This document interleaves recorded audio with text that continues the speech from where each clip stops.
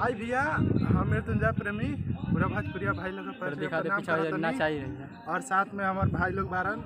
आज हमने का शूटिंग चला था तो भाई कुछ बोली नमस्कार दोस्तों, मैं साया आलम आप सबका छोटा भाई और प्यार दुलार बनाए रखे। मैं आप लोग से इतना ही कहना चाहूँगा, जो भाई का चैनल है मृत्युंजय प्रेमी ऑफिशियल और माई चैनल ऑफिशियल दर्जी म्यूजिक और बाबा भैया कुणाल जी का है, कुणाल पांडे ऑफिशियल पे सब्सक्राइब करिएगा, लाइक करिएगा, शेयर करिएगा। और आइए हम सब दिखाते हैं वीडियो शूट। आप लोग का बोल रहे थे ना यहाँ पे शूटिंग हो रहा है, देख लीजिए वहाँ पे, देखिए वहाँ पे शूटिंग हो रहा है। आइए रुक जा।